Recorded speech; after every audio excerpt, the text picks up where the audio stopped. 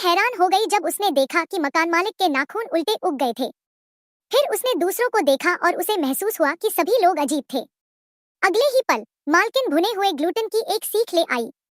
वह जल्दी से इस स्वादिष्ट खाने को उठाने वाली थी, लेकिन वह इसे खा नहीं पाई। अचानक साफ मौसम गरजने लगा। एक तूफान आने वाला था। छत पर मौजूद लोगों को अपना सामान समेटना पड़ा और अपनी मां को ढूंढने के लिए अपने कमरों में वापस जाना पड़ा। इसी समय छाता पकड़े हुए एक बूढ़ा आदमी लड़की को अजीब नजर से देख रहा था। तुम अब तक क्यों नहीं गए?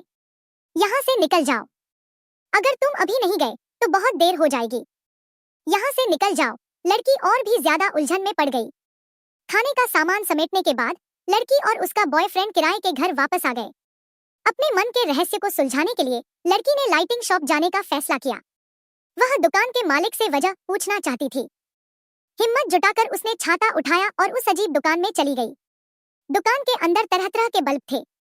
हर बल्ब पर किसी न किसी इंसान का नाम लिखा हुआ था। ऐसा लग रहा था जैसे हर बल्ब किसी की जिंदगी को थामे हुए हो। जैसे ही रोशनी बुझ जाती, जिंदगी खत्म हो जाती। इसी दौरान दुकान का मालिक चलकर आया और बोला, क्या तुम्हें एहसास है कि यहाँ तुम्हारी कोई परछाई नहीं है? लड़की आधा विश्वास और आधा शक में थी। उसने जमीन की तरफ देखा और पाया कि सच में उसकी कोई परछाई नहीं थी।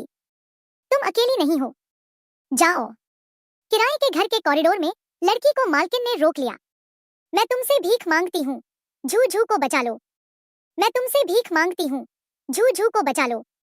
बहन, झू झू मालकिन की बेटी थी। वह साफ तौर पर भूतनी माँ से डर गई थी। लड़की ने झू झू को कसकर गले लगा लिया। मैं तुमसे भीख मांगती हूँ, मैं तुमसे भीख मांगती हूँ, झू झू। डर के मारे लड़की की पैंट गीली हो गई, लेकिन चाहे वह दरवाजा कितना भी खटखटाए, किसी ने दरवाजा नहीं खोला। लड़की को समझ आ गया कि पूरा अपार्टमेंट भूतों से भरा हुआ था। वह तुरंत उस भूतिया अपार्टमेंट से भाग निकली। उसने दोबारा लाइटिंग शॉप जाने का प्लान बनाया। वह आंधी, बारिश और बिजली के बीच भागती रही। तब तक सुबह हो चुकी थी। सारा मेडिकल स्टाफ काम में लगा हुआ था। एक नर्स ने लड़की को मदद के लिए बुलाया। जब वह आईसीयू में घुसी तो वहां लेटे हुए सभी मरीज उसके सपनों के पड़ोसी ही थे।